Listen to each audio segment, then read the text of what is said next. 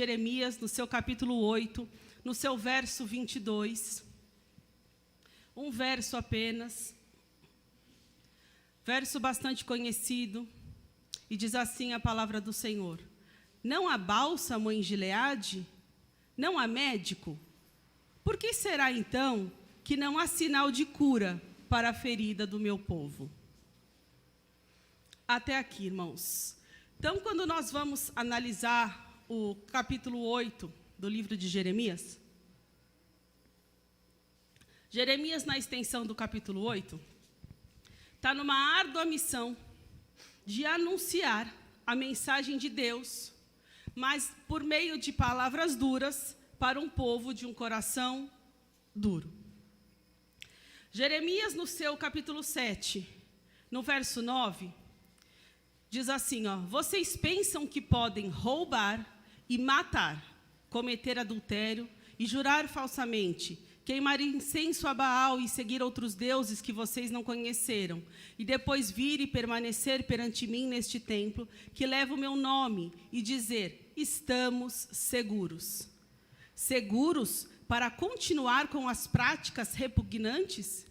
Este templo, que leva o meu nome, tornou-se para vocês um covil de ladrões? Cuidado, eu mesmo estou vendo isso, declara o Senhor.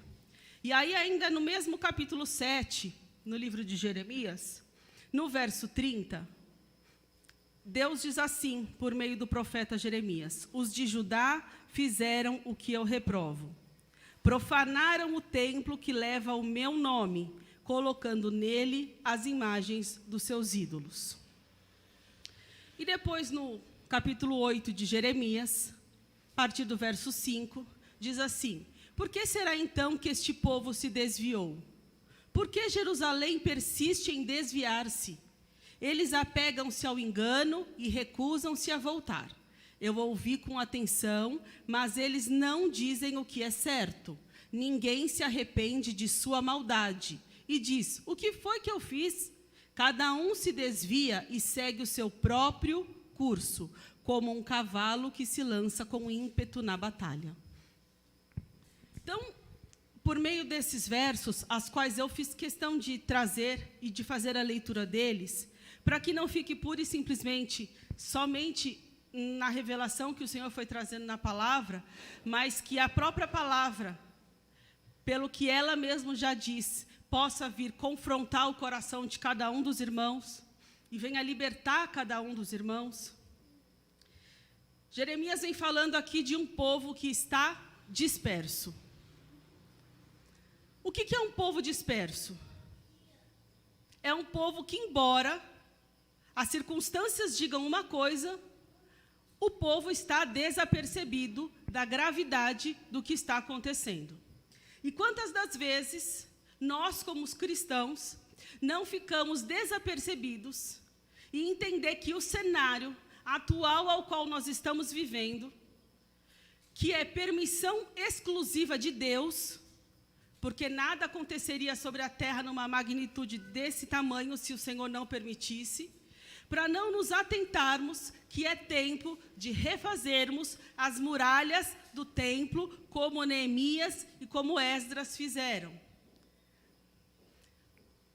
O povo permanece desapercebido, acreditando que depois desse sacode que o Senhor está dando sobre a face da terra e os crentes, nós vamos poder permanecer da mesma maneira como nós estávamos antes, fazendo as coisas na casa do Senhor como nós fazíamos antes, sem entender que o Senhor está cada vez mais nos espremendo, porque a cada dia que passa no nosso calendário, não se aproxima somente o dia do Ano Novo, o dia do Natal, o dia que vai chegar a vacina. A cada dia que passa, se aproxima com uma brevidade a qual nós não sabemos qual é o dia da vinda do Senhor.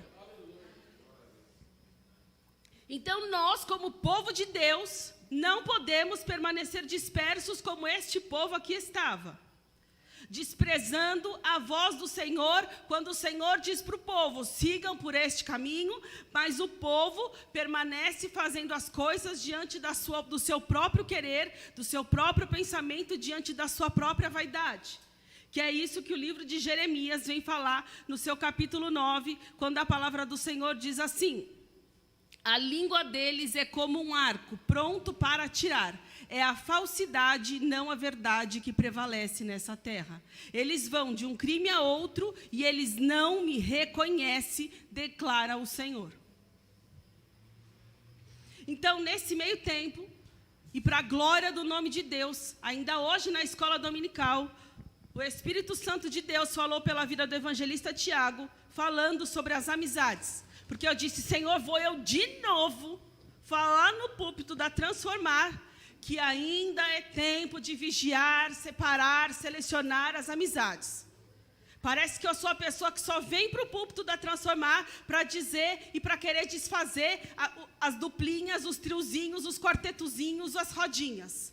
Mas a palavra do Senhor disse assim no livro de Jeremias, no seu capítulo 9, a partir do verso 4. Cuidado com os seus amigos, não confie em seus parentes, porque cada parente é um enganador e cada amigo um caluniador. Amigo engana amigo, ninguém fala a verdade. Eles treinaram a língua para mentir, e sendo perversos, eles se cansam demais para se converterem.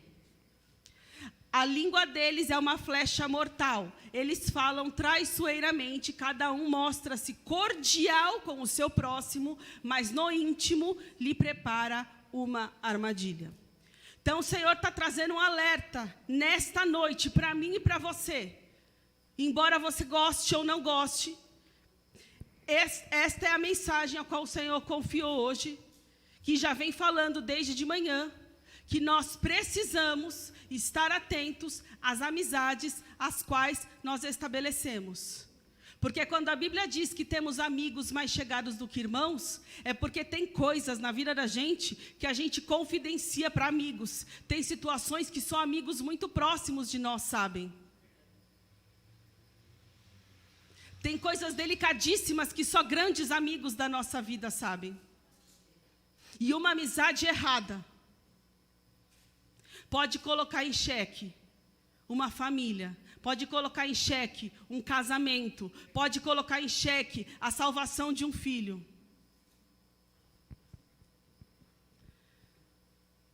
Então segue o povo nesse período, em busca de remédios, só que nesses remédios eles não encontravam cura. Eles buscavam saída onde não tinha saída. Estavam como cachorro correndo atrás do seu próprio rabo. Corriam, corriam, corriam e não conseguiam chegar onde precisavam.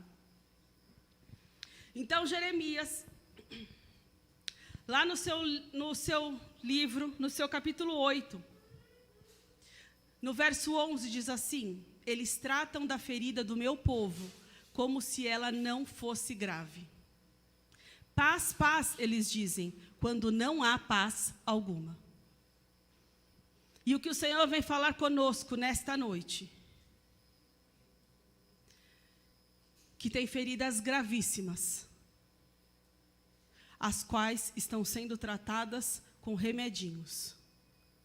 E que não é mais tempo de tratarmos feridas gravíssimas dentro do templo do Senhor usando band-aid. O Senhor está dizendo que agora chegou o tempo de fazer enxerto. E eu falei, enxerto. Jesus falou enxerto. Como é um enxerto, Débora?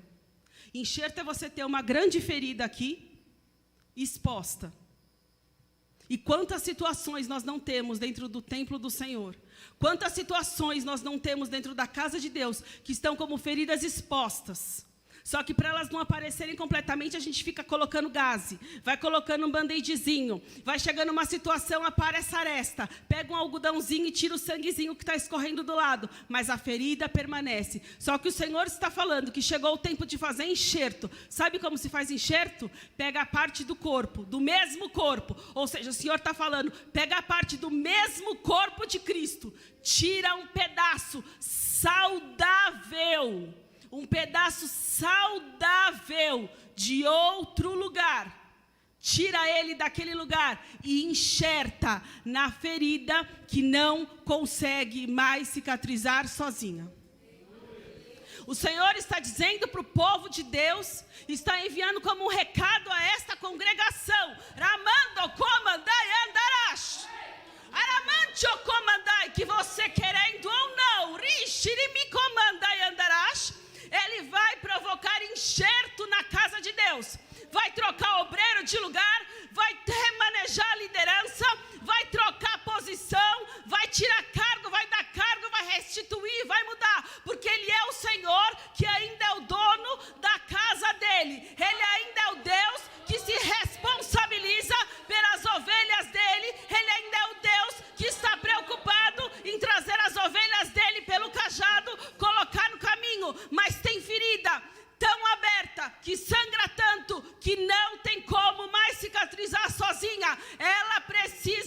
enxerto, ela precisa de pele nova, ela precisa de pele saudável, ela precisa de pele que não está contaminada.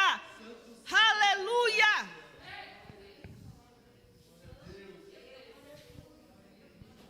E o Senhor falou assim, só que na parte que enxerta, vai ter um período para essa parte aderir e até virar uma parte nova, adaptação. E na parte que saiu, vai ter que ter um processo de cauterização. Eu não sei vocês, mas eu estou passando por uma cauterização no pé. Vixe, que o negócio dói, queima, que é uma coisa louca da bexiga. Quando ela passa aqueles negócios que ela diz, vai cauterizar e vai ficar bom, Jesus. Esse bom eu não sei quando ele chega, porque quando cauteriza ele queima. Ele queima, mas ele queima. Aí fica difícil de andar. E o Senhor está falando, e na parte que tirar a pele boa, vai ter cauterização, vai queimar, vai doer, vai arder. Tem pele que vai resistir, mas vai sair enxertada no lugar que deve estar.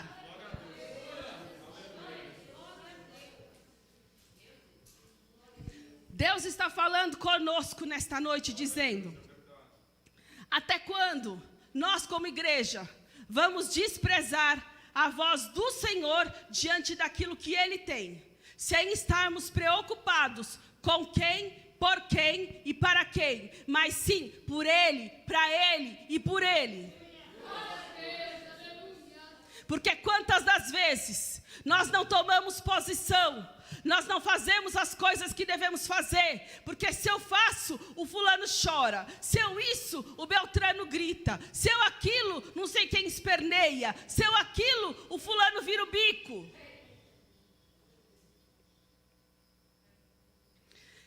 Aí chega o tempo do verão, que foi o que aconteceu nesse período. Vai lá Deus falar assim, vou secar então toda a colheita deles. Só que acontece que já está tudo seco, nem colheita teve. Não tinha nem o que secar do povo. E aí o Senhor falou comigo, está parecendo o povo de Deus. Passou por um período tremendo de isolamento social. Não conseguiu ainda retomar como gostaria de retomar. Está ainda passando pelo processo de retomada, lento, gradual, numa quarentena que não acabou. E o Senhor me disse isso no início da quarentena. Num dia que eu falei, Jesus, não vou falar nada não. E o Senhor falou, vai falar sim, Débora. Eu falei, não vou falar. E Ele falou, vai falar, porque não está bastando essa quarentena para você? E essa noite o Senhor volta essa pergunta para mim e faz com que eu lance essa palavra para os irmãos. Esse período, essa quarentena, não foi o suficiente ainda para que o povo de Deus comece a entender que aqui na igreja a gente pode discutir opinião, mas a opinião que prevalece ainda é a opinião de Deus. Não é a opinião do fulano, porque é amigo do ciclano, porque é namorado do Beltrano, porque senão faz fofoca com o ciclano. Opinião você pode ter um monte, eu também tenho um monte. A gente pode discutir as nossas opiniões, mas a gente dobra o nosso joelho, a gente consulta a Deus e a gente pergunta para Deus, nesse monte de opinião, qual é a opinião do Senhor mesmo nessa situação? E eu gostando ou não, sendo de acordo com a minha opinião ou não, se é a opinião de Deus, eu tenho que fazer.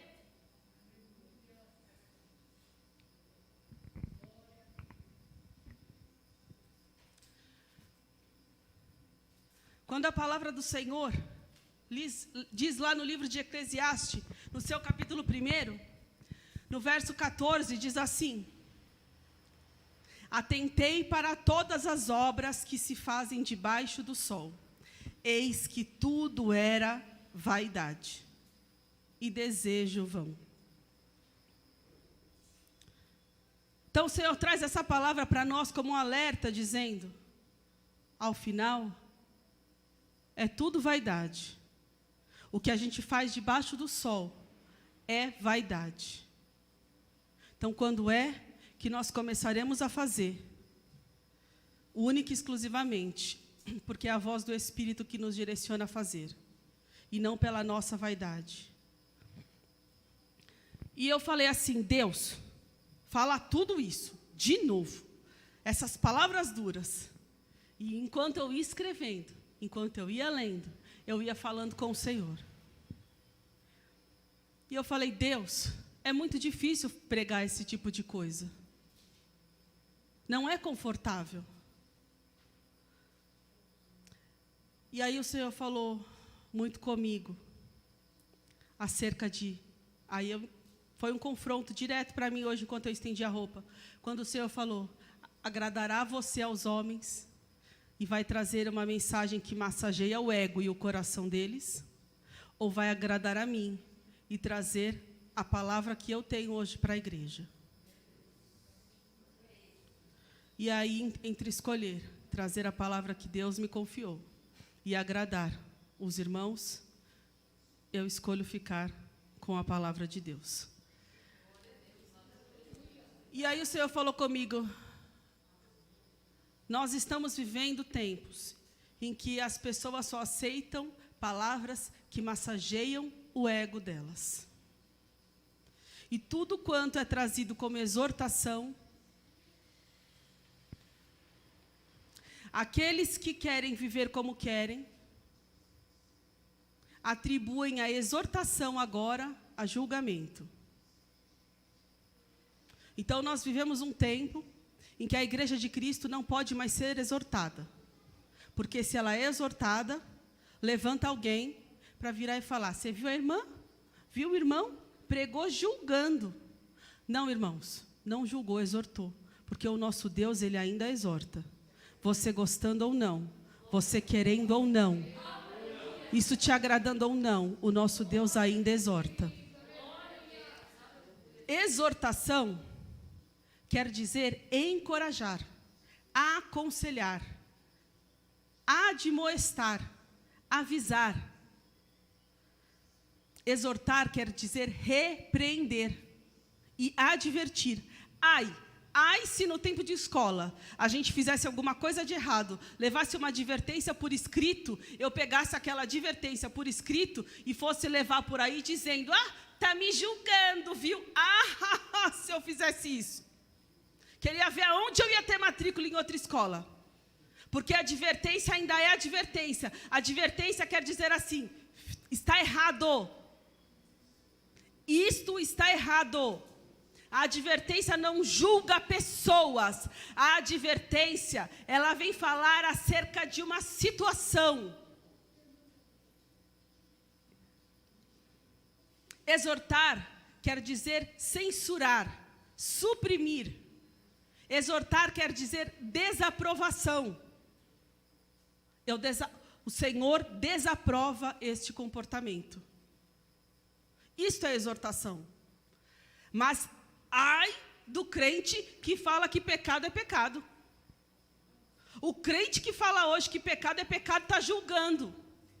Mas a Bíblia ainda continua dizendo que pecado ainda é pecado. E que exortação ainda é exortação.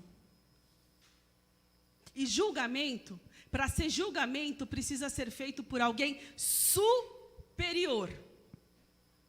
E que emite um veredito. Como aqui, ninguém é superior a ninguém.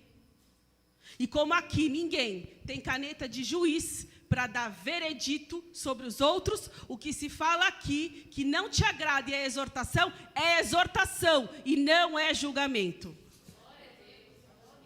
Então, para com essa desculpa esfarrapada de ficar colocando pregadores, obreiros, irmãos e irmãs na parede, na fornalha ardente, porque você não concorda com a exortação do Senhor. Dizendo que está sendo julgado.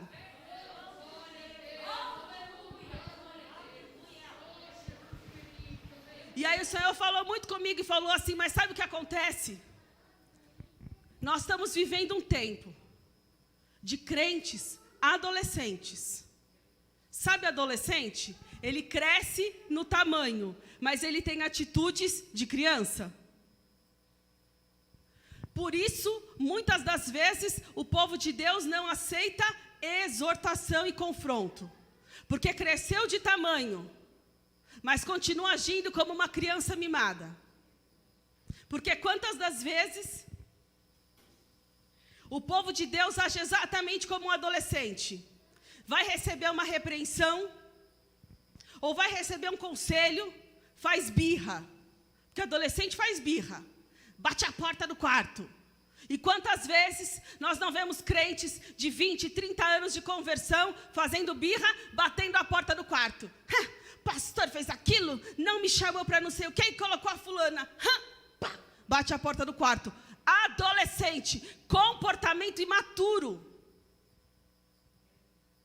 Porque quem é maduro, quando está passando por uma situação diferente, faz assim: por que será que ele e não eu? O que será que falta em mim para eu chegar lá? Comportamento maduro. Maduro. E outra coisa que a gente vê muito hoje, vai doer, mas vai libertar. Adolescente só anda em bando. Vocês já viram que o crente, quando ele é imaturo, ele quer fazer fofoca e ele quer se rebelar, ele não vai sozinho? Primeiro ele faz igual adolescente, chama um, chama outro, chama outro, chama outro, monta uma gangue para poder ir para cima.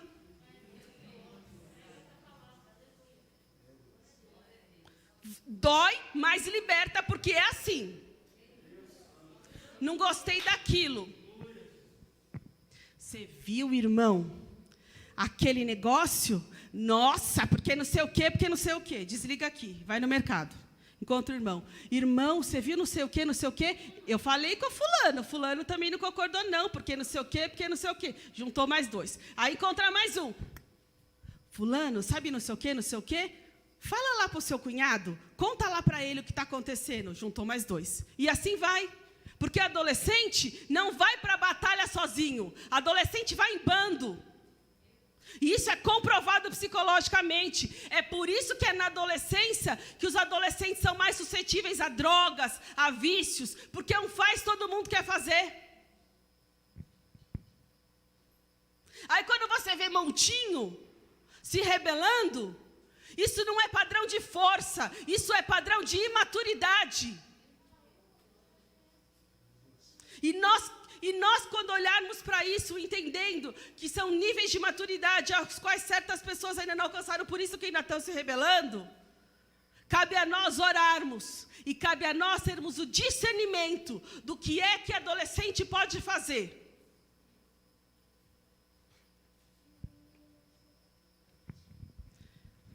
Porque maturidade não tem relação com idade. E também não tem relação com tempo de conversão. Isso foi falado também hoje na escola dominical. Eu falei, Jesus, quando eu falar, escandaliza. Mas para a glória de Deus, o Tiago já iniciou pela manhã, graças a Deus. E eu vou mostrar isso na palavra de Deus, porque vão dizer que isso não é bíblico, então eu vou mostrar para os irmãos. No livro de Jó, no seu capítulo 32, no verso 6, diz assim: então Eliú, filho de Baraquel de Bus, falou: eu sou jovem, vocês têm idade. Por isso tive receio, e não ousei dizer-lhe o que eu sei. Os que têm idade é que devem falar, pensava eu. Os anos avançados é que devem ensinar sabedoria. Mas é o Espírito dentro do homem que lhe dá entendimento, o sopro do Todo-Poderoso. Não só os mais velhos, os sábios, não só os de idade que entendem o que é certo. Por isso eu digo, escutem-me, também vou dizer o que sei. Enquanto vocês estavam falando, eu esperei.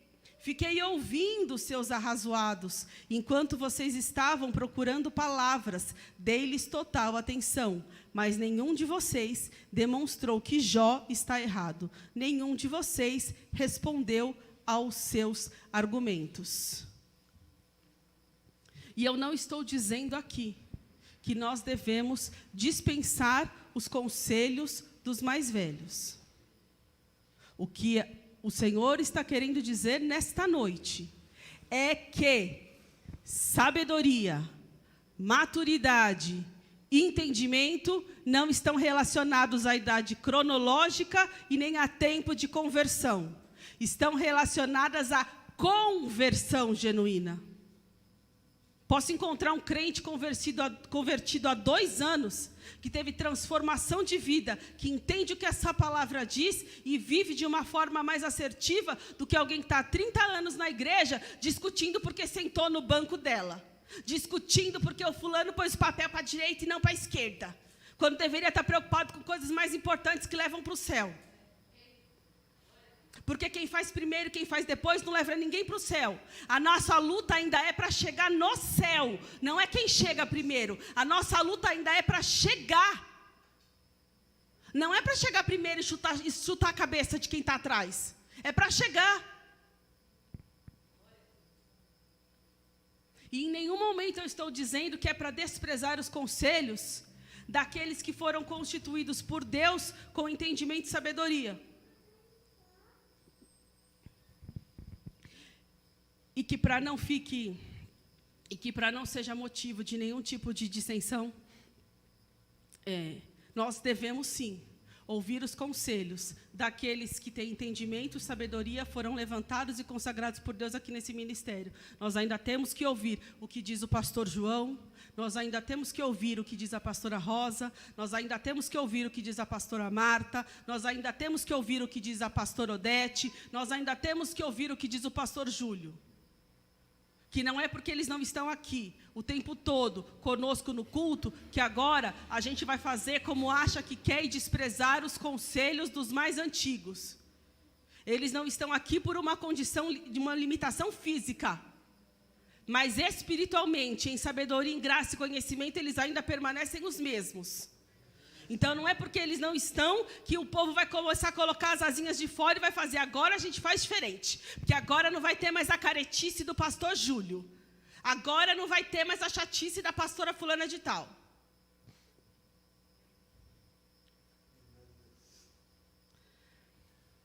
Porque o que o Senhor vem falando conosco por todo esse tempo é que nós devíamos ter utilizado esse período de quarentena para nos aproximarmos de Deus e entendermos o que Deus tinha para nós. E Deus fez isso de uma maneira maestral, como o Senhor faz.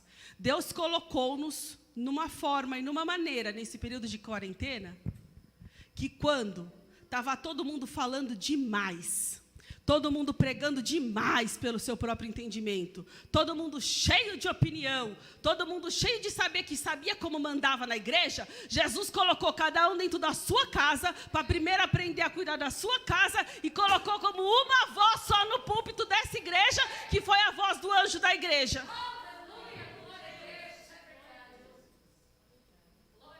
E tem crente que ainda não entendeu que o que o Senhor está fazendo agora é colocando o povo dele numa linha, todo mundo em linha reta, para ir para o alvo, para o norte, para a direção. Só que para todo mundo ir para o mesmo caminho, a gente ouviu uma só voz, a gente ouviu uma só instrução. Então o que o Senhor fez? Tirou a palavra da boca de todo mundo, colocou todo mundo dentro das suas casas, tirou milhões de oportunidades, tirou milhões de saudações, tirou o microfone de um monte de estrela e colocou o microfone somente na mão do anjo da igreja. E tem gente ainda que não está entendendo que o Senhor está querendo de nós é mais capacidade de discernimento.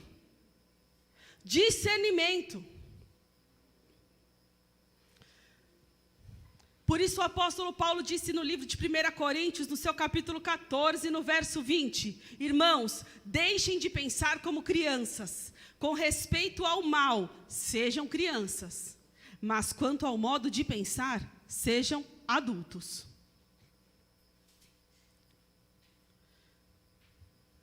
E gostando ou não, para Deus ir acrescentando discernimento, pensamento de adulto.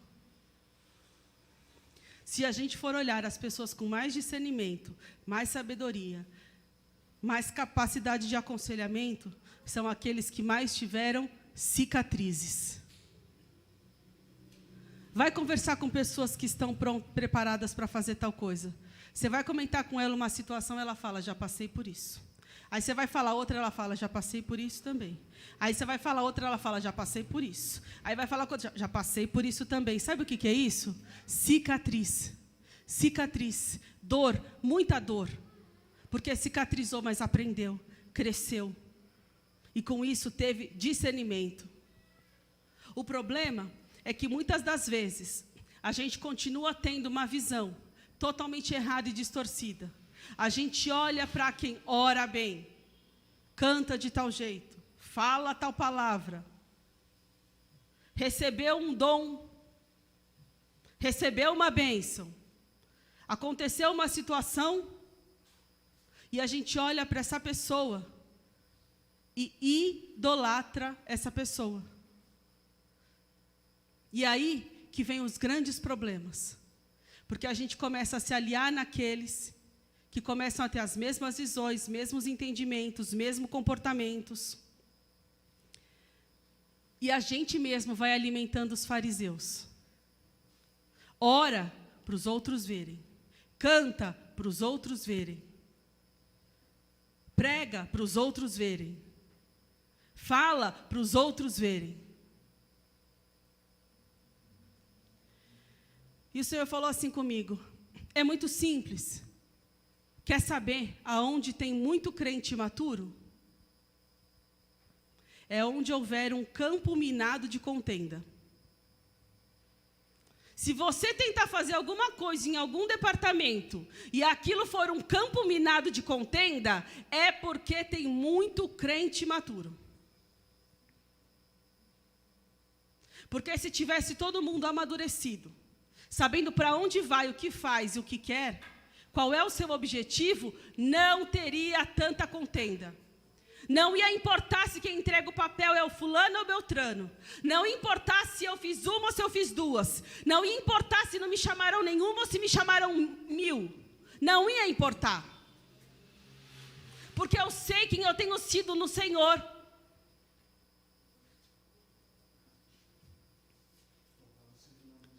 Calma, irmãos, vai ficar melhor. Como a própria palavra diz, melhor é o fim das coisas do que o início delas. Então, calma, o começo está sendo difícil, mas o fim vai ser melhor. Então, o que o Senhor tem para nós nesta noite? Ele está falando para nós que nós precisamos amadurecer, crescendo na graça e no conhecimento. E no conhecimento do quê? Do momento que eu estou vivendo. Você quer ver alguém que não consegue amadurecer? É quando ele não muda de estação. Ele é solteiro. Aí ele casa. Aí ele quer estar casado, vivendo a vida de solteiro. Ele não mudou de estação. Você não quis casar? Então você vai ter que virar a chave. Agora quem lava a roupa é a sua mulher, você gostando ou não do amaciante que ela usa. Você não queria casar? Agora você vai comer a comida da sua esposa. Você não queria casar? Agora você tem uma casa para sustentar. Aí casou, teve filho. Aí o casamento começa a ter problema. Na verdade, o casamento já tinha problema. Só que ficava mais fácil de mascarar sem criança. Aí a criança chegou, parece que os problemas se potencializaram. Aí a pessoa que não muda de época, ela começa a querer viver a vida de casado sem filho, tendo um filho. Aí ela pega o filho, terceiriza o filho, terceiriza as roupas dos filhos, terceiriza a educação dos filhos. Aí ela pega e faz assim, bom, da educação religiosa, quem cuida é a igreja. Transformar kids. Da educação de saber comer, beber, sentar, com os avós, porque eu trabalho. Avós, ensina o beabá. Da educação das coisas da escola é o Google. Toma um celular, pesquisa no Google. Vai terceirizando, mas não muda. Não muda. A época mudou, a gente tem que se adaptar a ela. Amadurecer envolve a gente se adaptar aos processos. Isso que nós estamos fazendo hoje é a adaptação a um processo. É uma adaptação ao processo. Eu estou aqui, o meu marido está em casa com as crianças. É uma adaptação ao processo. Crente maturo. Como que eu vou pregar? Sou obreira da igreja. Onde já se viu não ter como levar meu marido e as crianças? É só deixar as cadeiras ali que os meus filhos ficam ali. Eu não posso ir para a igreja sem meu marido e as crianças. Não se adapta aos novos processos. Se rebela. Aí liga para outra mãe que tem filho e fala, você viu fulano? Não é um absurdo não ter onde deixar as crianças? Porque pensa comigo. A gente não acredita que Deus cura? Você não viu fulano? Está indo trabalhar. Você não viu Beltrano? Está fazendo não sei o quê. Então, por que não pode deixar as crianças lá no fundo da igreja? Não se adapta aos novos processos. Arruma confusão por tudo.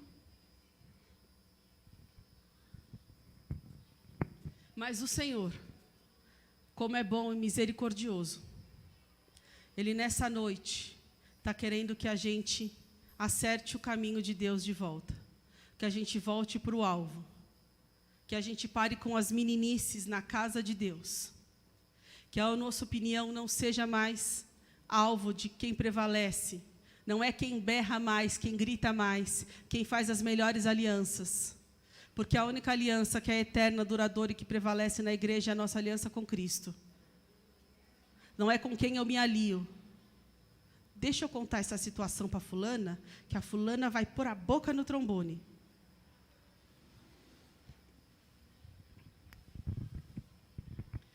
Ainda o que tem que prevalecer é a voz de Deus. Mas o Senhor, na sua misericórdia, Ele diz assim, no livro de Oséias, no seu capítulo 6, a partir do verso 1, que também foi dito hoje na escola dominical.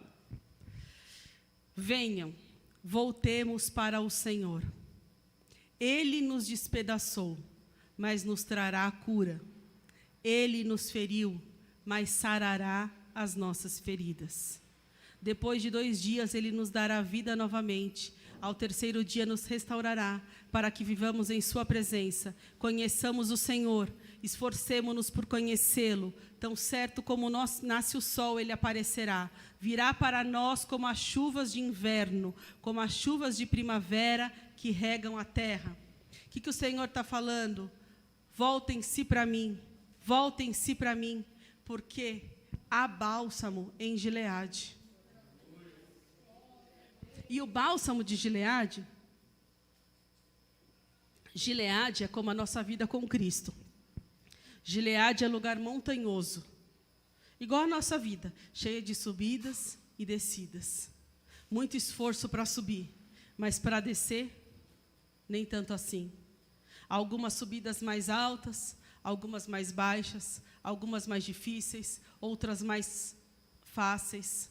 É um caminho pedregoso. É pisando com cuidado, para não se machucar. É sabendo em que pedra eu piso. Porque se eu pisar numa pedra falsa, eu vou cair e vou me esbofetar no chão. A nossa vida como cristão é o caminho como o caminho de Gileade. É um acesso difícil. Porque quem dizer que ter vida cristã é fácil, eu não sei qual é o nível de vida cristã que você tem estabelecido, mas ter uma vida cristã, de acordo com o que a palavra diz, tendo intimidade com Deus, orando em todo o tempo, se abstendo de comer quando a gente tem fome, jejuando, buscando intimidade com Deus, deixando de dormir, abrindo mão das nossas vontades para atender à vontade de um irmão, renunciando àquilo que nos agrada, carregando a nossa cruz, que a nossa cruz tem o nosso tamanho, o nosso peso e a nossa medida. Então a nossa cruz é pesada, para cada um de nós ela tem o seu peso. Porque eu me carregar inteiro é pesado. Então, estar com Cristo é como estar em Gileade.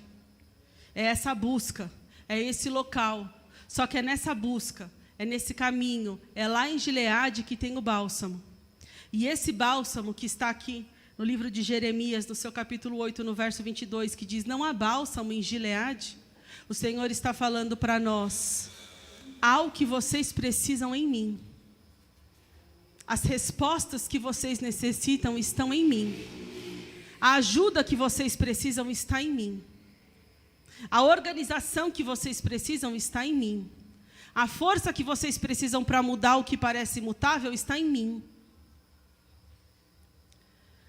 Porque o bálsamo, ele era um óleo essencial na cor do ouro e mais caro que o ouro. Era remédio e artigo de luxo.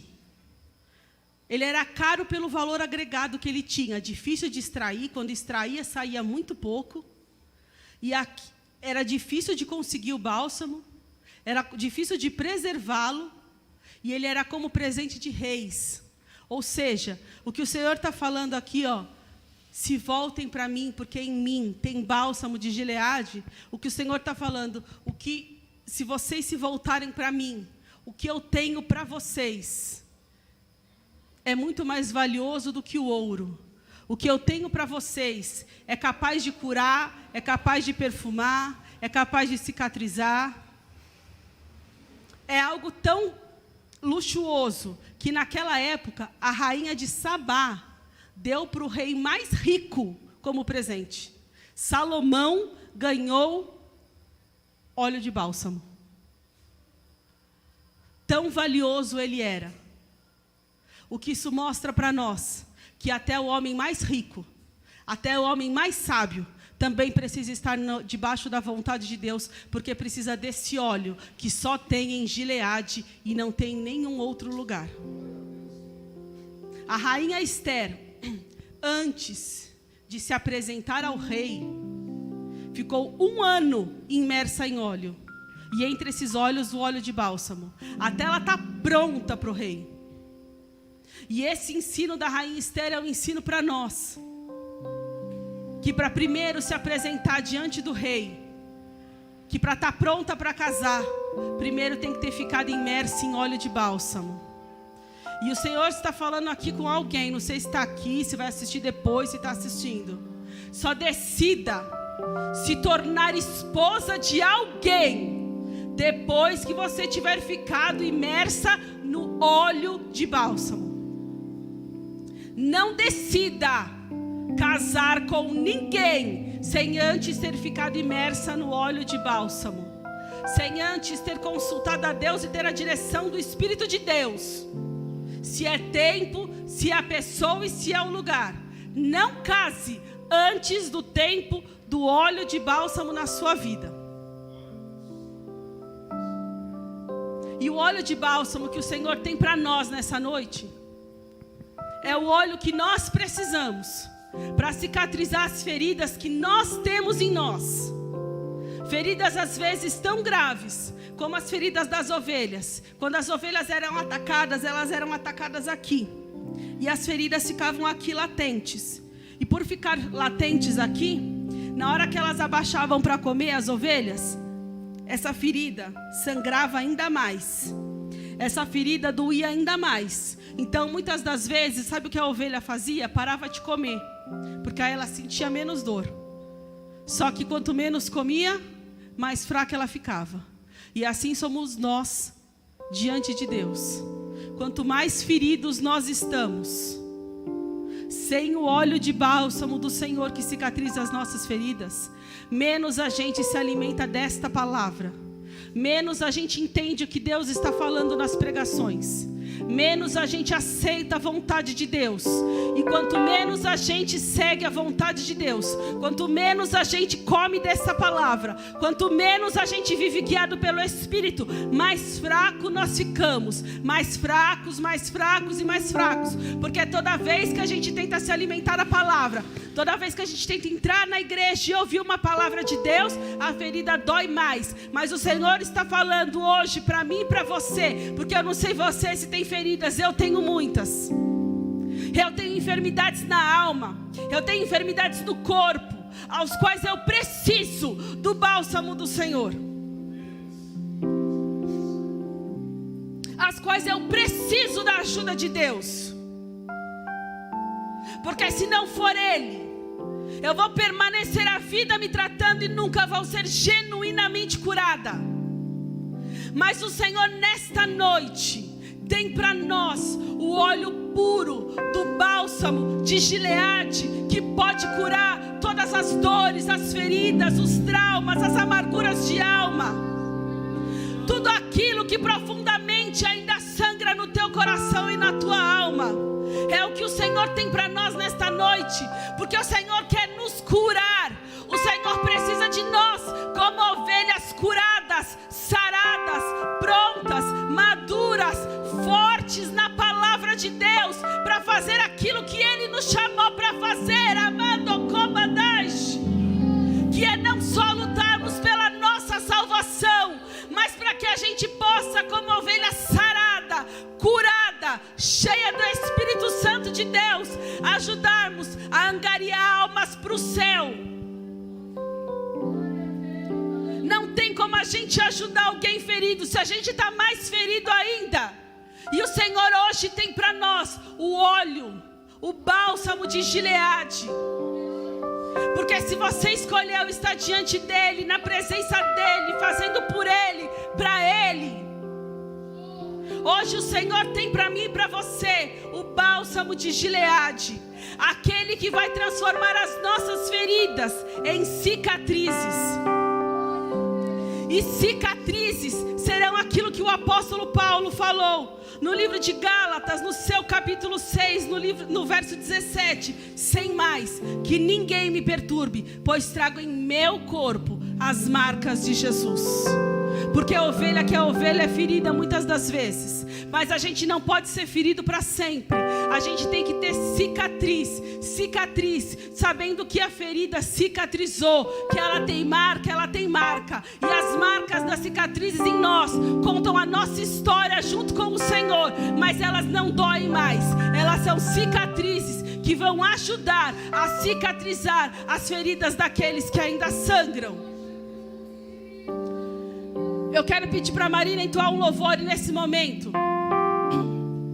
Se você quiser ajoelhar, você ajoelha. Se você quiser ficar em pé, você fica. Se você quiser ficar sentado, você fica. Se você quiser chorar, você chora. Se você não concordou com a pregação, é o momento de você orar, subir uma escada até o céu e reclamar com Deus. Mas também é o momento que, se você tiver algo, você vem apresentar diante do Senhor. Porque tão certo como o Senhor vive, tão certo eu sei o Deus a quem eu sirvo e o Deus que me usa, o Senhor está dizendo para mim e para vocês nesta noite, que Ele tem óleo. O óleo que cura, o óleo que sara, o óleo que perfuma, o óleo que nos deixa como o perfume de Cristo. É o que Ele tem para mim e para você nesta noite. E assim eu agradeço a minha oportunidade em nome de Jesus.